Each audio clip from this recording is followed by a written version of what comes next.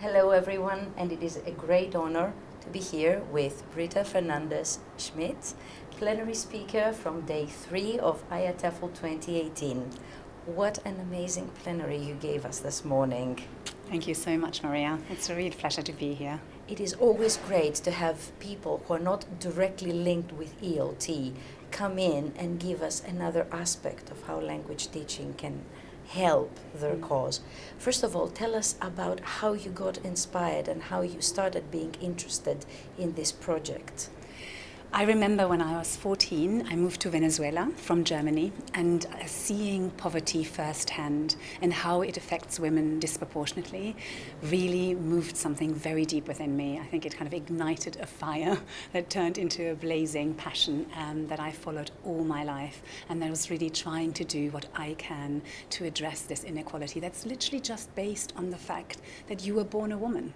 There's no other reason. And that just, to me, doesn't make any sense, has never made any sense. And we can change that. And that's really my passion. And in particular, helping women who live in poverty, who happen to have been born into a context where they have less access to opportunities, less access to resources, but the same dreams and the same hopes. I was particularly moved by the fact that you showed us tangible examples of how the association Women for Women International UK has helped women in places where help is most needed. But I was particularly impressed about how men's mindsets have changed. Did you expect that? Well, we help women in countries affected by conflict, and our entry point are women, because 70% of the poorest are women and 85% of those living in conflict who are directly affected by conflict are women. So it's very important for us to directly reach out to women. But we also know that we don't exist in isolation. This is a societal issue, and so of course we need to work with men. And in fact, the very women we were helping were saying to us, can you please work with men? Can you change their attitudes? Because they are creating a barrier. But it's also a barrier for themselves. And I think that's the fundamental point and entry point that we use, that we talk to men and we show men that by them not embracing women's empowerment, they are also limiting their lives and the lives of their daughters. And by using that approach, it's non-threatening, and we're appealing to their leadership to take an initiative and to stand up for women's empowerment. And that way, it's an inclusive movement. And that is, I think, why we're able to achieve the change. But was I surprised? Absolutely. And did I expect that we would face more resistance? Yes, I did. But now, looking back, I can see, why. Why would men resist it if you show them that actually what is good for women is good for everybody? Everybody benefits. I have many examples where women ended up employing their husbands and their brothers and their, in the small businesses that they set up after they graduate from Women for Women International. So amazing. To be honest, I myself would have expected more resistance, especially from male leadership in countries where women are thought to be worth nothing. And I was pleasantly surprised by what I saw. Global issues is a very big part of IATEFL. There is a special interest group devoted to that. As a person who is heavily involved in running an association, how do you see these global issues as part of lessons? How can the classroom help the world, and how can the world help the classroom? Yeah, I was so excited about talking to IATEFL, to have an ability to talk to so many teachers, because as teachers you have such an incredible impact and such an incredible reach.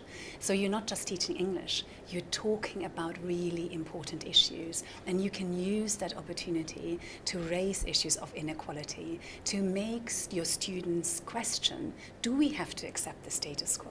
Is this really just, this is just how it is? Because it's not. In my work with Women for Women International, I see every day that when men and women and children put their minds to it, they can change their lives. We all have the power within us to do our little bit, to create a different world. It really is true. And so I believe that it's incredibly powerful for teachers who teach English as a foreign language to use, for example, the framework of the global goals and look at what is it that as an international community we need to to do in order to eradicate poverty, in order to create a more peaceful, a sustainable society, in order to protect the environment. I think it's vitally important, and I believe that we live in a more globalized world now, more than ever before. We know so much more about what is going on in the world. We can't close, and we mustn't close our eyes to it. I know sometimes it's hard, and it can be painful to realize that this is what humans do to each other, but that doesn't mean that we need to turn away. On the contrary, we need to turn towards it, and we need to speak up, and we need to say, this is not okay. And it puts forward great meanings and great values for our students, so it makes language learning even more meaningful. Yeah. I saw a lot of people. I tried to talk to you right after, but I couldn't get through the crowd. How did you feel with all this reaction? Yeah, I was really overwhelmed and so humbled and so grateful, really. Afterwards I went down to the seaside and just took a moment, and I just said, thank you, really, because I feel so passionate about what I do, and one of my biggest, in fact, my purpose in life is to inspire others to fulfill their potential. Because I said in my plenary, I really believe that we can all be the change we want to see, and I really do believe that. And for me, it's about being as real and authentic as I can be. But it was really scary. I said I was scared. It's scary. I don't every day talk to 2,000 people, and I didn't know you, and but the reception that I received was really overwhelming, and I'm so grateful that I was able to touch a few of you today, and I know that you will go out there and do other wonderful things, and that's what it is all about. Surely inspired us. Would you like to share anything else with our audience today? No, I just want to really come back to what I said earlier, to really believe in yourself. I think that is at the heart of everything. So many of the women that I work with, whether they are friends of mine here in Europe, or whether it's the women in Afghanistan or in Congo or in Rwanda, it's all about, if you can trust that you have got the power within you, then you can do anything. I really believe that. And this is a very powerful, very inspirational message. Thank you very much for your time. Thank you. And please come back again to IATEFL. I would love to. Thank you. Thank you so much.